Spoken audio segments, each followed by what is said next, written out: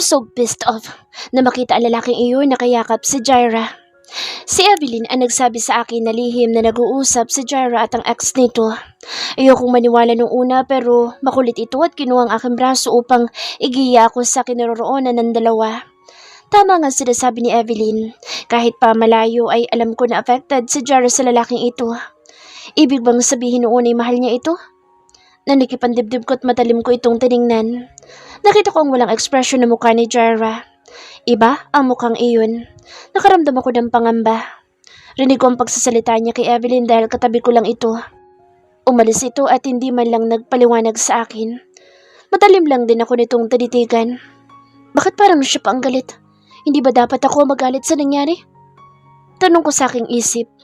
Hindi ko na malaya na nawala na ito sa aking paningin. Austin, naniniwala ka na ba? I told you, mahal pa rin ni Jaira ang ex niya at ginagamit ka lang niya. Hindi ako sumagot sa sinabi ni Evelyn. Pabalik ako sa party upang sundan si Jaira pero parang linta na nakakapit si Evelyn sa akin. Umalis ito sa party at si Lola ang nagsabi sa akin na masama ang pakiramdam nito. Napabuntong hininga ako at hinayaan ko na lang itong umuwi. In-enjoy ko ang party at isa-isang nagpasalamat sa aking bisita. Sa gilid ng aking utak, naiisip ko pa rin si Jaira. Pauwi sa hotel ay napapabuntong hininga na lang ako. Pagdating sa suite, walang bakas o anina ni Jaira. Nag-init na naman ang ulo ko dahil sa ginawa ng babaeng ito. Tanawagan ko ang tauhan ko at napag-alaman ko na hindi ito umuwi dito at doon sa condominium na Tiffany ito dumiretso. Agad akong pumunta roon. Pagdating sa condominium, diretso agad ako sa room number nito. Nakakailang doorbell na ako pero walang sumasagot. Confirm ko pa sa building kung talagang dito dumiretso si Jaira. I seek help upang mabuksan iyon. May mga taong pinadala ang building owner upang mabuksan ang pintuan. Well, I can pay everything kung ano man ang masira. Pagpasok sa loob, nadatnan ko magulong bahay at basag-basag na bote. Nakaramdam ako ng takot na baka kung ano ang nangyari. Hinanap ko sa kabahayan si Jaira at natagpuan ko ito sa banyo na nakahiga. Sa amoy nito ay mukhang lasing na lasing ito. Kaya pala hindi ako pinagbubuksan dahil sa ganitong estado niya ngayon. Pinalinis ko ang buong kabahayan bago umalis doon. Buhat, si Jaira ay inuwi ko ito sa hotel. Wala pa rin itong malay. Siguro ay marami itong nainom na alak. Ang babaeng ito ay hindi madaling malasing. Mataas ang alcohol tolerance nito kaya siguro ay nakadalawa o 3 bote ito nang naiinom. Nilinisan ko ito at pinalitan ng damit upang maging komportable sa pagtulog. Tinitigan ko ang kabuuan nito. Ang makita siya sa ganoong sitwasyon ay parang dinudurog ang puso ko. Hindi na nga ako nakatulog upang siguraduhin na maayos lang ito. Hindi ko na alam kung anong oras na ako nakatulog pero pagising ko ay wala na ang babae na katabi ko. Pagtingin ko sa orasan ay pasado 6:00 na. Agad kong kinuha ang cellphone ko upang tawagan ang tauhan. Did you see my wife? Nag-jogging po, Chairman. Sabi po niya, wag na namin kayong gisingin at babalik naman daw po siya bago mag-7:00. Pinatay ko ang tawag at naghintay sa sala sa pag-uwi nito.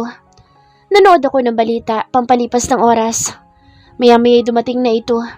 Hindi ako nito pinansin at dumiretso sa kusina upang uminom ng tubig. Bago pumasok sa kwarto ay huminto ito upang magsalita. Magpa-deliver ka na lang sa hotel kitchen ng kakainin mo. Kailangan ko pumasok na maaga. Isa pa, doon muna ako sa kondo matutulog. Lahat pala ng kalat ko ikaw na nagpalinis. Thanks by the way. Malamig na tugon ito sa akin. Pagpasok nito sa kwarto ay sinundan ko ito. Ibinalibag kong pasara ang pintuan. Para ano? Bigyan ka ng pagkakataon na magkita pa kayo ng lalaking iyon? Malamig kong sabi. Napatingin ito sa akin at napangisi. Hindi ba malinaw yung sinabi ko kagabi sa harap ni Evelyn? Alam kong matalino ka, Austin. Kaya paanong ang isang katulad mo ay naniniwala sa isang Evelyn? Austin, puno ng kasinungalingan at tricks ang babaeng iyon. Sabi nito. Pero iba yung nakita ko kagabi. You're so much affected by that guy. Bakit, mahal mo pa ba siya? Tanong ko. Seriously? Itatanong mo sa akin yan? Yumakap ito sa kanyang dibdib at ngumisi bago bumaling. Muli ang tingin sa akin. Tell me, Austin. Sa tingin mo, mamahalin ko pa ang taong nanakit sa akin? No, hindi ko bibigyan ng pagkakataon ng taong iyon para sirain ang puso ko.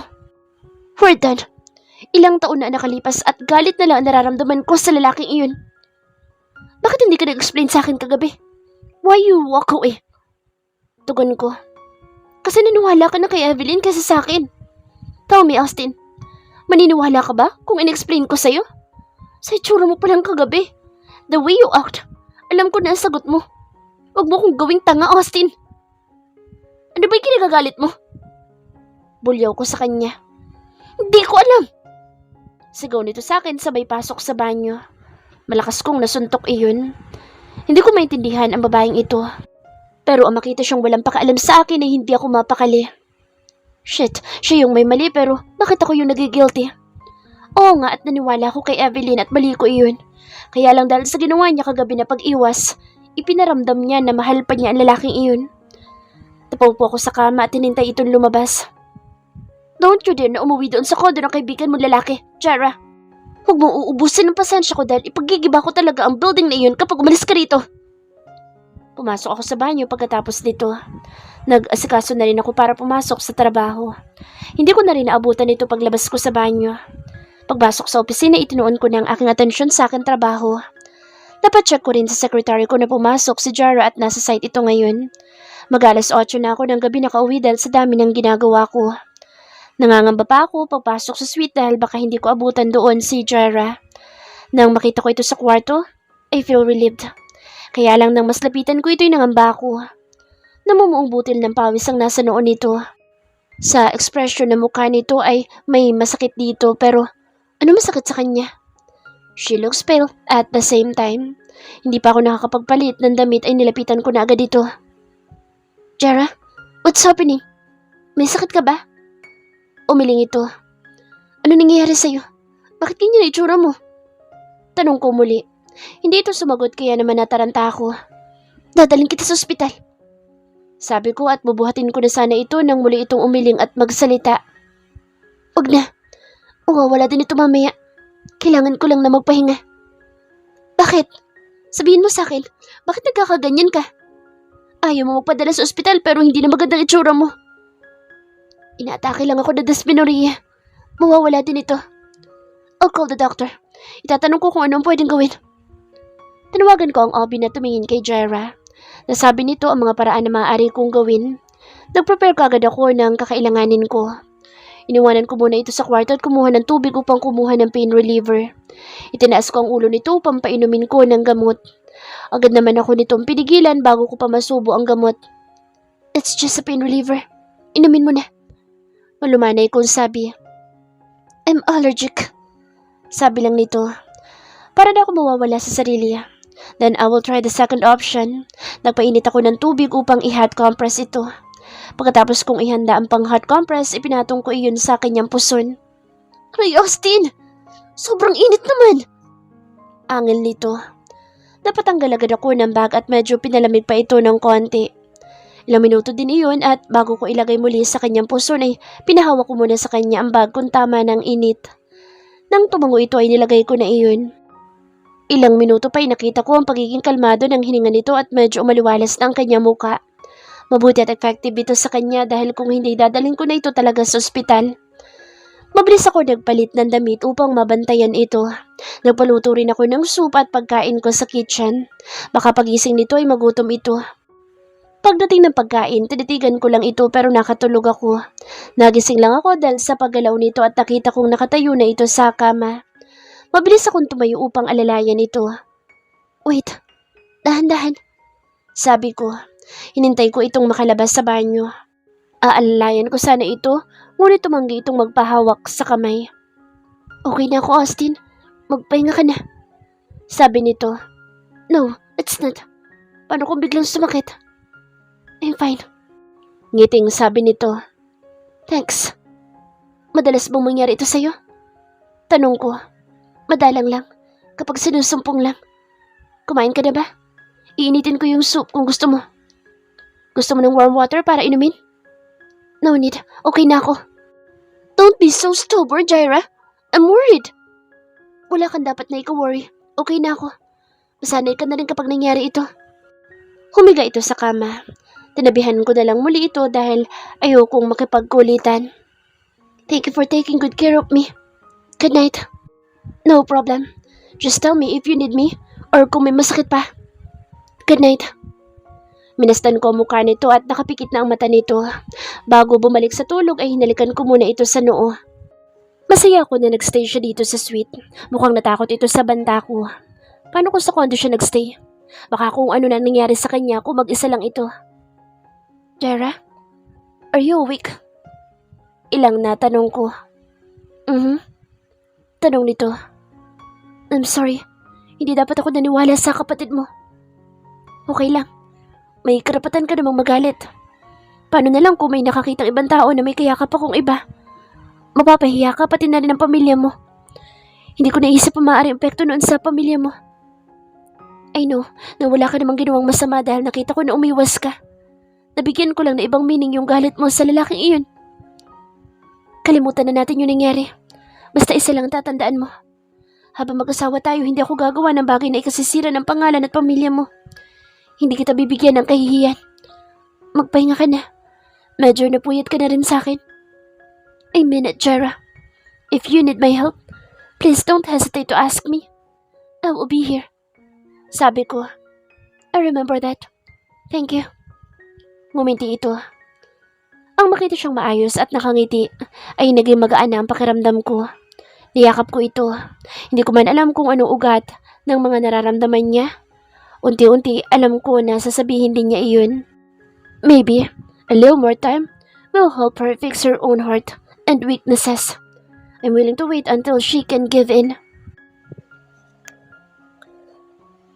This past few days ay naging maayos na ang pakiramdam ko. Hindi na rin ako sinumpong ng dysmenorrhea kaya nakakapasok ako sa trabaho. Malaki din kasing tulong ang ginawa ni Austin.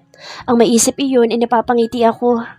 Nanunumbalik lang ako sa realidad ng maulunigan ko ang isang baritonong boses. Hindi ko pa nililingon iyon ay alam ko nang si Carlos iyon. Mukhang ginagalingan mo talaga sa pagtatrabaho, Miss Mendeza. Alam mo, ngayon lang ako nakakita ng babaeng napaka-dedicated sa trabaho. Good morning, Director Carlos. As usual, late na naman ang pinakamataas na in-charge dito sa project. Puna ko. Huwag mo masyadong pangalandakan na. Kaya ka nandito dahil sa posisyon ni Austin. Tandaan mo, mababang nilalang ka lang at may kukumpara sa mababang trabahador. Napangisi ako at napayakap sa akin dibdib. Carlos, since I graduated, itinuon ko ng atensyon sa mga proyekto na ginagawa ko. Lahat ng kaalaman at kakayanan ko ibinibigay ko. Wala akong karapatan na questionin ang pagtatrabaho ko dito. Besides sa ating dalawa, ikaw lang naman ang gumagamit sa atin ng kapangyarihan para sa trabaho na ito. Isa kang Morales at apelyido mo lang ang ginagamit mo para makakuha ng trabaho. Pero kung titingnan ko sa performance mo, wala ka naman talagang binatbat. Tinalikuran ko ito at pupunta sa barracks nang sundan ako nito at kunin ang braso ko. Tell me, Miss Mendez, totoo ba ang kasal niyo na Austin o ginagamit ka lang niya? Let me go! Sad ko.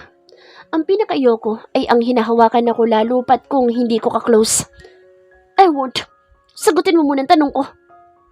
Gusto mo bang badagdagan ang sakit ng ari mo? Parang wala ka naman kasing kadaladala sa ginawa ko sa iyo eh. Matalim ako nitong tiningnan at binitawan ako.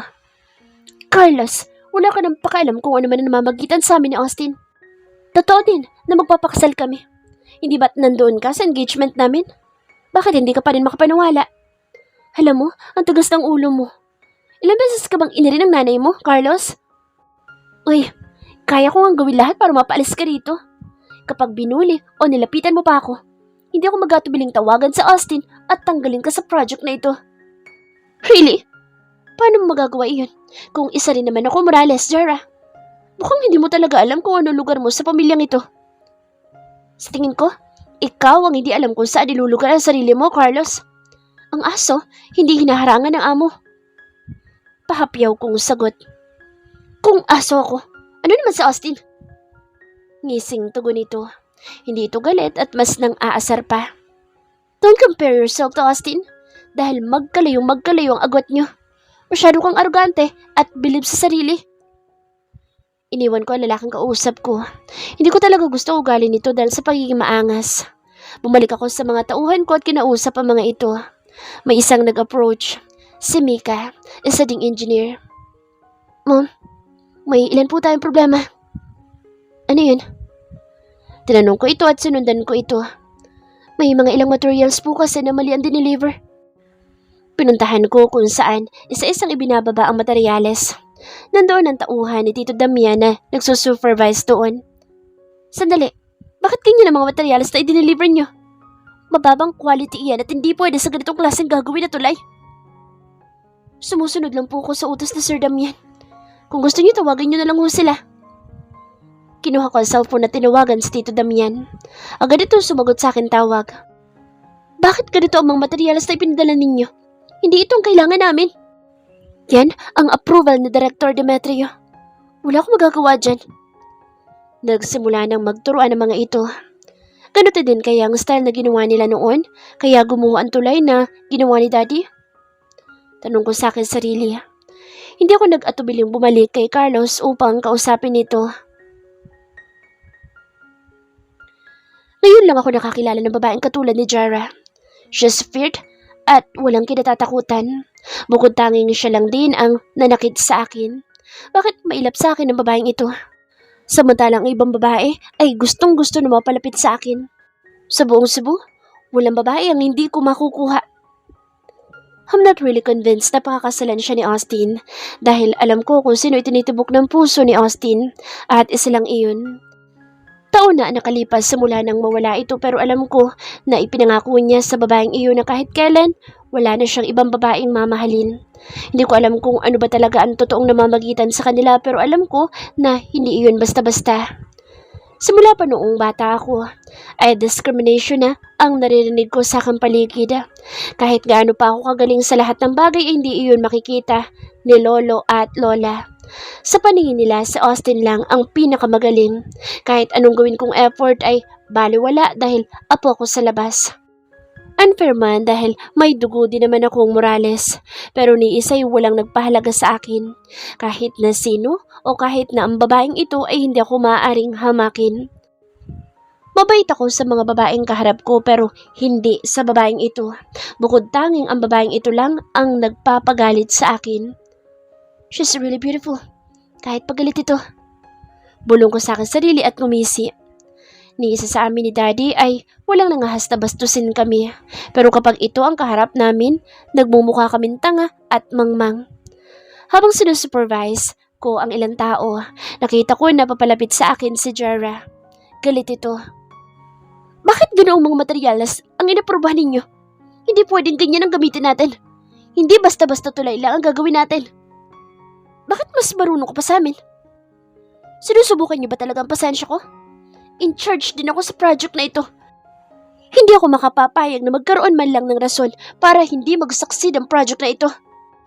Bukod sa mumurahing materyales, malaki ang pondo na inilaan dito. Kaya bakit nyo titipirin? Alam niyo ang consequences kapag yan ang ginamit na materyales. Hindi magtatagal ang tulay kung pipitsuging materyales lang gagamitin. We are doing business, Engineer Morales. Hindi ito charity. Ano pang kikitain ng kumpanya kung masyadong mahal ang bibilihin na materyales? Huwag niyo akong gawin bago dito. Alam ko ang contract price nitong project at malaki pa rin ang kita ng kumpanya dito. Lumapit ito sa akin at matalim na nakatitig. Ipa-pull out mo ngayon iyon at papalitan niyo. Matikas na utos dito. Napangisi lang ako at para akong nabulunan at walang maisagot sa babaeng ito. Nilagpasan ko ito at dumiretso sa ibinababang materyales. Ibalik nyo na yan at papalitan ng materyales. Parang wala ko nagawa at basta sinunod ko na lang ang babaeng ito. Hindi ako natatakot sa kanya pero hindi niya alam kung ano mga ginagawa niya. Napangiwi ako. Pag nalaman ni Daddy ito, magngingit-ngit na naman iyon sa galit. Masaya ka na? Sarcastic ko sabi ko. Miss Mendez, if I were you, hindi ako gaano makikialam sa project na ito.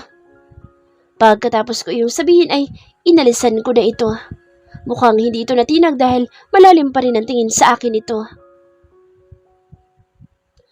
Habang busy sa ginagawa ko ay napalingon ako sa lalaki nagsalita sa likuran ko.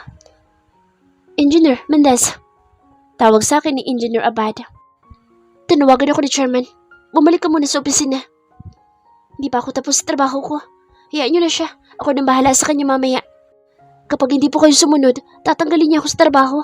Kaya huwag ka na makapagtalo kay Chairman. Napabuntong hininga ko. Huwag kang mag-alala. Ako nang bahala dito. Sagot dito sa akin. Engineer Abad, Kanina, may pinabalik ako mga materyales dahil bagsak sa quality at kalidad ng materyales. Mamaya, i-deliver ho nila ang tamang item. Pakicheck na lang po ng mabuti. Alam ko na ibig mo sabihin, Miss Mendez. Isang paalala lang din. Huwag ka masyado magmatapang sa harap ng mag-amang iyan. Hindi mo pa alam kung ano mga ugali nila. Nagtaka ko sa sinabi nito. Gusto ko pa magtanong pero naglalakad na itong palayo sa akin. Dumiretso ako sa sariling barracks na pinagawan sa akin ni Austin. Kahit nakakahiya sa ibang mga katrabaho ko dahil sa priority na ibinibigay ni Austin, ay hindi na ako makaangal pa. Sila na rin ang nagsabi na kapag naging makulit ako ay sila ang sisisantihin ni Austin. Dala ang kotse ko ay bumalik na ako sa opisina. Doon na ako magta-time out at dadiretso na rin sa opisina ni Austin. Kahit nakakahiya na hindi na ako nag-overtime. Dapat ko na siguro itong kausapin. Pasado alas 4 na ako nakabalik sa opisina. Dumiretso na muna ako sa opisina ni Austin. Pagpasok ko roon ay busy pa itong gumagawa sa kanyang table. Hindi ko na ito inabala pa at umupo na ako sa sofa upang hintayin ito. Nagbasa-basa na muna ako ng magazine habang hinihintay ito. Ilang oras pa ako na naghintay at hindi pa rin ito tumatayo sa kanyang kinaupan. Tumayo ako sa sofa at akman lalabas nang marinig ko ang boses nito. Saan ka pupunta? Matalim ko itong tiningnan dahil sa buwisit ko.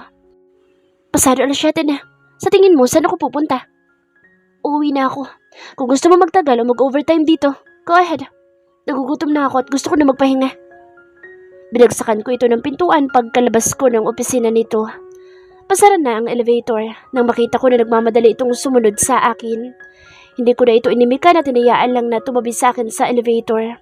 Pati ang pagpunta sa kotse ko ay pinigilan ako nito. Sa kotse ka na sumakay, sabi nito. Tinignan ko lang ito at nilock ang kotse ko bago sumunod sa kanya.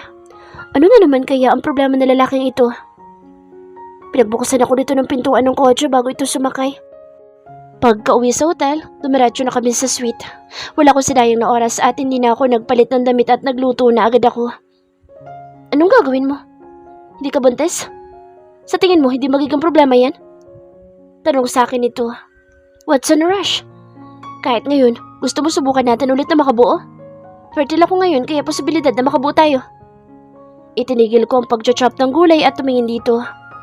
Kaya ba ganyan ang turing mo sa akin dahil hindi ako buntis? Did I disappoint you? Sabi ko, maybe. Naisip ko lang kasi mangyayari dahil paano kapag nalaman ni Lolo at Lola? Magtataka ang mga iyon.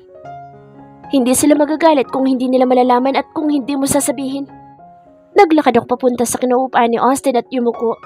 Magkatapat ang mukha namin at kinausap ko ito.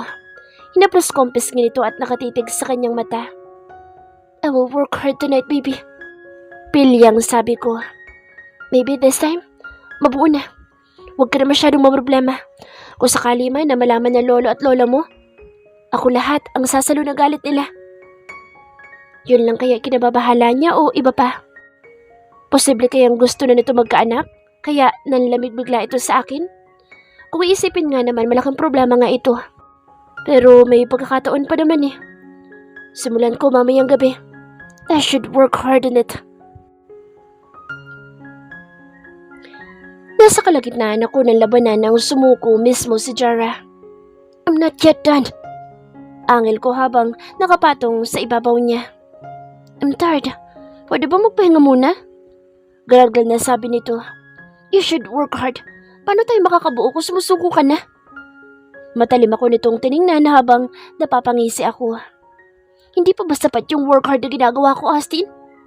Austin, halos gabi-gabi na natin ginagawa ito. Madaling araw na nga ako nakakatulog dahil hindi pa sapat sa iyo ang isang beses. Naghahabol lang ako. Sabi ko, maawa ka naman sa akin. Mangiyak-ngiyak nitong sabi. Napahagikik na lang ako sa tawa bago umalis sa ibabaw nito. Okay, just rest for a while. I will continue later. Sa sobrang kasungitan nito ay tinalikuran pa ako. Habang nakatingin sa ceiling, bumalik sa isip ko nang ma-confirm ko na hindi buntis si Jara. Of course, wala naman talaga sa plano at pagpapanggap lang ang lahat. Wala din problema kung malaman nila lolo at lola. Besides, kapag nakasal na kami, wala na silang magagawa. Back of my mind, medyo nananabik ako. Being a father is exceptional to my limit but also my dream in the future. Holding a newborn baby make me mesmerize things. His or her crying will be my lullaby every night or day. Advanced na ata akong mag-isip. Wala pa nga, naiisip ko na ang posibilidad na mangyayari. Napatingin ako sa likuran ni Jara nang marinig ko na humihilik ito. Napangiti ako. Maybe she's serious na pagod na nga siya. We are preparing right now. Weekend ngayon at pupunta kami sa asyenda. Maga kaming pauwi ni Lolo dahil may importante raw siyang ipagagawa sa amin ni Jara. Nagtataka naman ako kung ano iyon. But maybe, it's just a simple thing. Baka nga dahilan lang niya iyon para makapaglaro sila ng matagal ni Jara ng chess. Let's go, sabi ni Jara at papalakad na palabas ng pintuan. So excited? Sabi ko, not really. Maga ko nagising para mag-bake ng cookies para kay Cassie. So gusto ko agad na matikman niya ito. I'm not excited. Ngiting tugon niya sa akin. Kahit hindi sabihin, excited nga siya. Medyo malapit na ito kay Cassie. Well, good for her. Malaking bagay din ito para kay Cassie. Simula kasi nang mamatay ang magulang ni Cassie sa aksidente, wala na itong itinuring na mom and dad bukod sa aming lolo at lola. Namatay ang kapatid ko habang nag-i-inspect sa isang site. Hindi inilabas sa media ito at binayaran lahat ng taong apektado para wala nang ganoong maging issue. Lolo choose to hide it para hindi masira ang kumpanya. Despite of that, he's a good leader. Siya ang nagpalago sa kumpanya bago ko ito i-take over. Ang bakal mo naman? Wala na bang ibibilis itong pagpapaandar mo? Bakit madaling-madali ka? 15 minutes na lang at nandoon na tayo. Gusto ko na kasi makita si Cassie. Napangiti na lang ako dahil sa pagiging bugnuting niya. Napapadalas nga ang pagsusungit dito pero kaya namang i-handle. Nag-improve nga din ang attitude ko dahil kay Jara. Yung mga dati kong hindi ginagawa, nagagawa ko na nga. Pati pagtulog ko naging maayos simula nang makatabi ko ito. Medyo nabawasan din ang mga stress ko.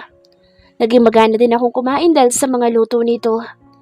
Sa ilang linggo na pagsasama namin, nag-iba ako at napansin ko iyon. My life is better now than before.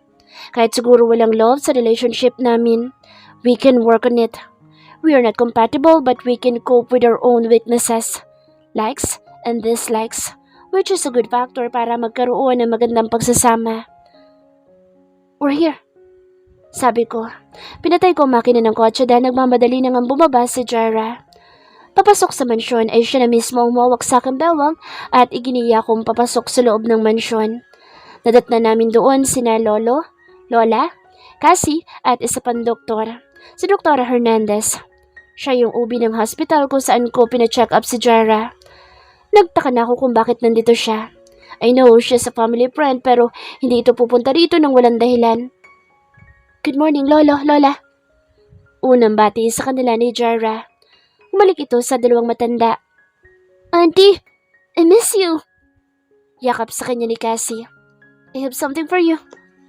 Inabot ni Jara ang box ng cookies na ginawa niya kanina. Pagbukas ni Cassie ay nagniningning ang mga mata nito at tuwang-tuwa. Auntie, paano mo nalaman na favorite kong cookies? Masiglang tanong ni Cassie. Unstick ko lang, baby. Come, tikman mo na. Sabi ni Jara na excited na malaman kung nagustuhan ba ni Cassie ang gawa nito. Wow, ito na po ang pinakamasarap na cookies na natikman ko, Auntie. Thank you po. You're welcome, baby. Para sa'yo talaga lahat ng yan.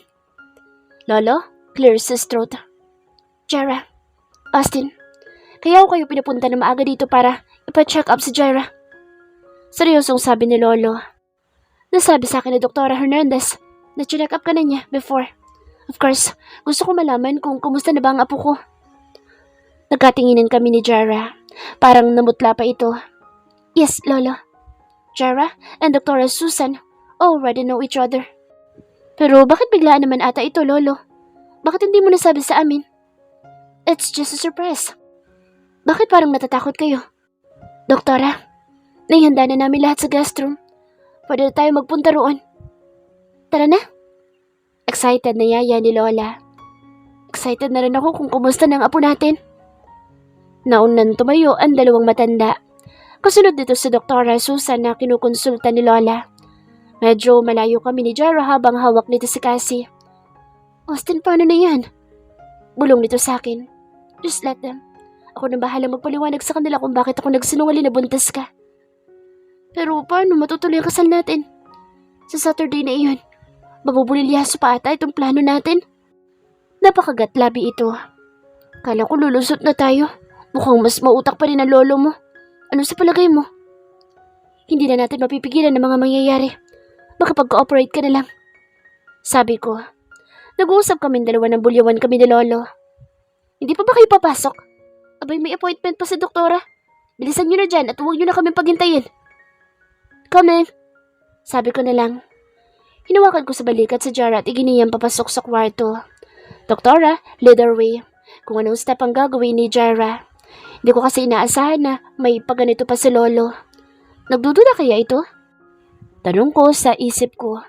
Yari na ang pagpapanggap namin ni Jara pag nagkataon. Tinitigan ko lang si Jara na ginagawang utos ni Doktora Susan. Kinakabahan ito at mukhang hirap na hirap makipag-cooperate kay Doktora.